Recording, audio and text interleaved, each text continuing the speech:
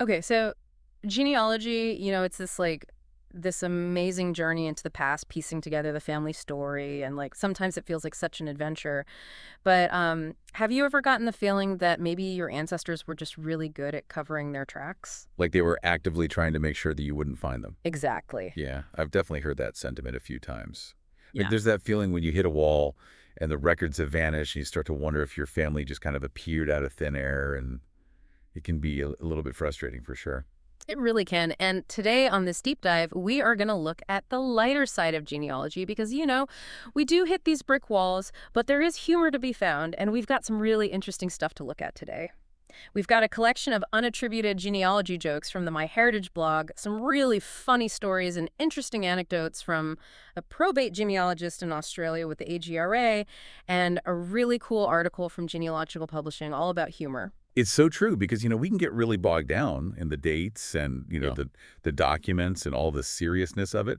And it's really nice to kind of step back and remember that, this is about people. It's about the humans behind the names on the charts. And sometimes their lives and the records that they left or didn't leave are just primed for, a little bit of a chuckle. Absolutely. So, what we want to do today is bring a little bit of fun into this whole process and explore these jokes, these stories, and really tap into those aha moments, where it's like, oh, it's not just me. I'm not the only one dealing with this craziness. Everybody's got these stories. And I think what's really cool about that is that it kind of makes the whole process feel less intimidating. Yeah, it gives you a new perspective on the research challenges. Mm. And it makes, those ancestors who are hiding a little bit less frustrating and a little bit more, well, human. Yeah, exactly. Okay, so we're going to start off with those My Heritage jokes because some of these are really funny. And one that I just love is the one that says, my ancestors are so hard to find. They must have been in a witness protection program. And it's so funny because it's like, yeah, maybe they are. Maybe there's a reason why I can't find anything. It speaks to that mystery that's inherent in genealogy because you are literally trying to reconstruct lives from fragments. And when some of those pieces are missing, our imaginations can run wild. And it's so funny that you said witness protection program because it is such an exaggeration of, being blocked at every turn. Yeah, like they're actively hiding from me. And Exactly. then there's another one that I thought was pretty funny because it's just so true. And it says, eventually all genealogists come to their senses. Oh, I mean their census. It's funny because we all end up at the census at some point. It's such a key resource. And I think everybody who's done genealogy has probably had some comical moments trying to, decipher handwriting and figure out, is that a 7 or is that a 1? Oh, for sure. Yeah. I mean, you could find anything in a census. You could find like wildly different ages for the same person to cross different census years, or family members with like completely misspelled names, or like sometimes the enumerator's notes are unintentionally funny. Yeah. You get a little snippet of life in that moment. And handwriting, oh, don't even get me started. Sometimes it feels like they're writing in a completely different language. It does. It really does. And then this one made me chuckle because it's a little dark, but it's so true. Genealogists, the only people who are excited to read obituaries. Which is true. I mean, obituaries can be such a goldmine. It's true because for a genealogist, an obituary is not just a record of death. It's a key. It's like a potential unlock to branches of the family tree. You can find spouses, you can find children, parents, siblings, and even like hints at residences or occupations or other important things that happen in their lives. It's like detective work, where even sad occasions can lead to really great information. It's true, and they're not always sad. Sometimes they're really funny, and sometimes they're a little bit scandalous, but that's a whole other story. Um, and then this one is funny because every genealogist knows it's completely aspirational. Done. Everything in the family tree has been found and is completely organized. Said no genealogist ever, because it never ends. Exactly, because genealogy is not a task with an endpoint, it's a Yeah. journey. And there's always another ancestor to find another story, to uncover another connection. It's always evolving and growing. Right. And I like this one too because it's kind of sassy. It says, genealogist disturbs the dead and irritates the living, because you are kind of digging up old stories and maybe asking living relatives one too many questions. Oh, yeah. And, sometimes where you dig up is not necessarily welcomed by everyone, but it's just part of the process. And it's part of the Mm, fun of it is you never know what you're going to find next. exactly. And then I like this one too. Genealogy is like playing hide and seek. They hide and we seek. I mean, isn't that the truth? It's like a game, a never-ending game. Yeah, and this is another one that I think we've all said at some point, I'm not stuck, I'm ancestrally challenged. Yes, every genealogist has been there. Okay, and then there's a few more. Genealogy, it's a contagious disease, but we love it. So true. It is, you can't stop once you start. And genealogy where the answer to one problem leads to two more? Isn't that the truth? Right, because you find something out, and then it just opens up more questions and more avenues to research. And then I thought this one was kind of funny, a little dark. My husband calls cemeteries ancestor farms. You know, it's funny because cemeteries are repositories of information for genealogists. Yeah. I mean, it's where you find the headstones and the dates and all those, those little details. Yeah, that's true. And then this one is for all of us who get a little too caught up in the past. Yeah. I'm more interested in what happened in 1816 than what's happening today in 2016 or whatever the current year is. It's easy to get lost in history, especially when you're researching something really fascinating. It is so true. And then this one's great. Wife to husband, never mind the children. Do you know where your second great-grandparents are tonight? Classic. It's true, though. Sometimes I think we do kind of get a little obsessed. That happening to the best of us. And then there's this one that's clever. Only a genealogist views a step backward as progress. So true, because finding an earlier record, even if it pushes you back further in time, is a huge win. It is a huge win, for sure.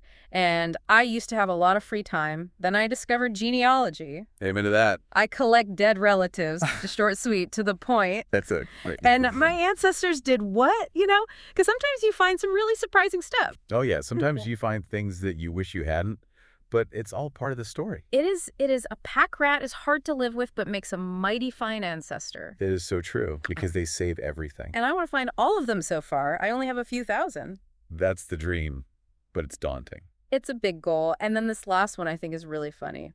I think my ancestors had several bad air days. Yeah, a little funny. So those are my heritage jokes, but we've got these AGRA anecdotes too. And these are a little bit different because these are real life oddities that a probate genealogist has come across. Like real life examples. Yeah, and some of the names are hilarious. I mean, just listen to this. Mayday, Annette Ball, Windmills, Justin Case, Shek, Ubuti, Wen Yu Poo, Rick Shaw, Mr. Shitakov, Amanda Lying, Arsenio, Tito Kurt Marshall, Russell, Jason Andor. I mean, come on. It makes you wonder, right? Like, what were their parents thinking? Right, like where did those names come from? And I can only imagine the stories that go with some of those names, but they really add a layer of personality to these family trees. They do, because they kind of give you a glimpse into the cultural and social norms of the time. And some of them are occupational, some of them are, given names with meanings, and some of them are just maybe misspellings that became permanent. But it's just fascinating. And she makes this really important point that, never believe anything until it can be confirmed, because sometimes things are not what they seem.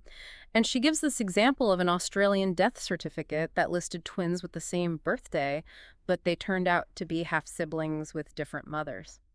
Wow. Yeah, it's a twist, right? And it makes you think, well, maybe I need to double check some of this information. Yeah, it's a good reminder to always corroborate your information. Yeah. Because assumptions can be misleading, and even straightforward records can have inaccuracies or missing pieces. Absolutely. And then there's this other example of children born long after the reported death of the father, which is kind of strange, right? Yeah, especially in the days before sperm preservation. I know, right? So it makes you wonder, is there a mistake in the records? Is there something else going on here that we don't know about? Yeah, it really highlights the fact that, historical records aren't perfect. And sometimes there are gaps or mysteries that we just can't explain.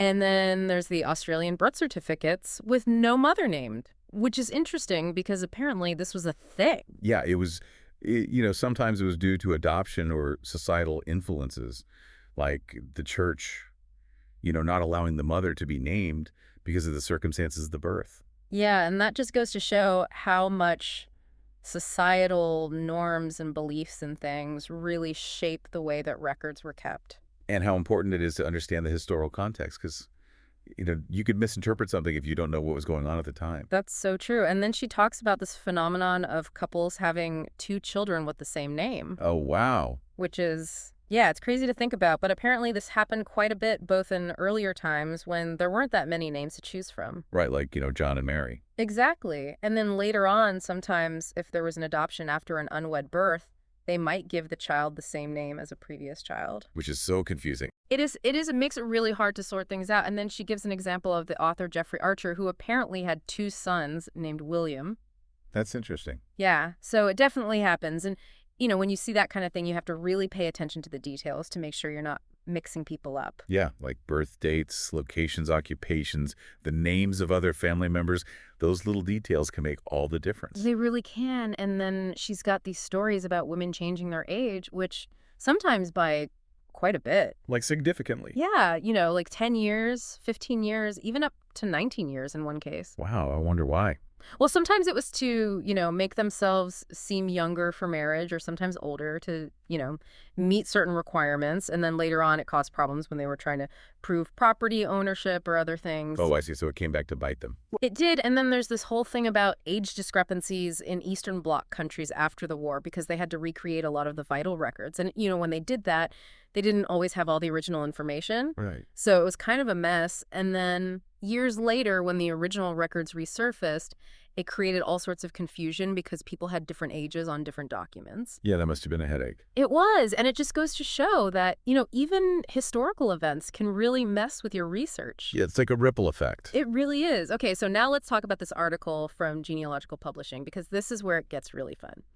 They have this thing called New Year's Resolutions of an Ancestor, and it's basically a list of all the ways our ancestors tried to make our lives difficult as genealogists. Like a humorous take on the challenges? Exactly, and it's so funny because it's so true. So let's go through some of these. The first one is, no man is truly well educated unless he learns to spell his name at least 3 different ways within the same document. Okay, yeah, I've seen that. Yeah, and it's because back then spelling wasn't standardized. So, you could have John and Johannes all in the same document. Makes it tricky. It does. Okay, and number 3 is, I resolve to always alternate my kids' and wife's first and middle names when the census taker comes, and to call my children by odd names, which he is unable to spell incorrectly. Oh my goodness. Like, they're deliberately trying to confuse us. They're messing with us from the past. Right, and it just shows that, they didn't necessarily see the need for consistency in the way that their names were recorded. They didn't have the same mindset as us about, Yeah. Official documentation. Exactly. Okay, next one. My age is no one's business but my own. I hereby resolve to never list the same age or birth year twice on any document. And this is a big one, because trying to figure out an accurate birth year can be a nightmare. Like a moving target. It really is, and there's so many reasons why this could happen. Maybe they made a mistake, maybe they were lying about their age, maybe they just didn't know. Or maybe they just didn't care. Maybe they just didn't care. That's true. Okay. Next one. I resolve to have each of my children baptized in a different church, either in a different faith or a different parish. Every third child will not be baptized at all, or will be baptized by an itinerant minister who keeps no records. Oh my goodness, they're making it so hard. They are, and it's a reminder that you have to look in all sorts of places for these records, different denominations, different churches, and sometimes the records just don't exist. It's like a treasure hunt. It really is. Okay. Oh, yeah. I resolve to move to a new town, new county, or new state at least once every 10 years, just before those pesky enumerators come around, asking silly questions. I also resolve that I shall be absent on the night of the census, or if unable to be absent on census night, I shall endeavor to be enumerated twice. Oh, wow. They're really trying to stay off the grid. They are, and it's a pain because you have to track them across all these different locations and different records. And they might not even be there when the census taker comes knocking. That's right. Okay, next one. I will make every attempt to reside in counties and towns where no vital records are maintained, or where the courthouse burns down every few years. Oh, no, that's every genealogist's worst nightmare. It is, but it happens, fires, floods, natural disasters, all sorts of things can destroy records. And then what do you do? Well, you have to get creative. You have to look for other sources like church records, cemetery inscriptions, newspapers, family letters, anything you can find. Yeah, anything that might hold a clue. Exactly. Okay, this one is a challenge. I resolve to join an obscure religious cult that does not believe in record keeping or in participating in military service. Oh, wow. Talk about disappearing. I know, right? It's like they vanished into thin air. And it's so hard to trace people in those situations because they intentionally avoided leaving a paper trail. Right. Okay, and then there's this one, which is just funny. When the tax collector comes to my door, I'll loan him my pen, which has been dipped in rapidly fading blue ink. A little passive-aggressive. A little bit. Yeah, and it's a reminder that sometimes the records themselves are the problem. Faded ink, damaged documents, illegible handwriting, all that good stuff. Yeah, it makes you appreciate the records that are in good condition. It really does. Yeah. Okay, next one. I resolve that if my beloved wife Mary should die, I will marry another Mary. Oh, no, really? Yeah, it happened, and it can create so much confusion in a family tree. Because how do you tell them apart? Well, you have to look for those little details again, birth dates, locations, names of children, other family members. Yeah, it's like a puzzle. Okay, I resolve not to make a will. Who needs to spend money on a lawyer? Leaving their descendants to sort it all out. Exactly. And it's a shame because wills can be such a valuable source of information for genealogists. They tell you who the heirs are, they tell you about property and possessions, all sorts of good stuff. And sometimes they even tell you a little bit about the personality of the person. Yeah, sometimes you can get a sense of their humor or their values or their relationships. That's interesting. Okay, this one I kind of understand. I resolve to not clutter up good farm pastures with headstones that will just get broken or fade with time anyway. Yeah. I mean, from a practical standpoint, I get it. But from a genealogical standpoint, not so much. Right, because headstones are such a great resource for finding information about people. And, sometimes they're the only record that exists. Especially in older cemeteries. Exactly. Okay, this one hits close to home for a lot of researchers. I resolve to come from Ireland where there are no records. Or if there are, they can only be examined by visiting the exact village, pleading with the local clergyman who is hostile to anyone not of his belief you and or require you to hand over a fee equal to or exceeding your yearly income for 1 hour's research, which may not find anything. Ouch. Yeah, it's tough doing Irish genealogy. Yeah, it can be really challenging. But, there are records out there. It just takes a lot of patience and persistence and maybe a little bit of luck. And a lot of travel sometimes. Yeah, that too. Okay, next one. I resolve that not only shall I not die in my country of birth, but neither shall my children, yea, verily unto the 6th generation.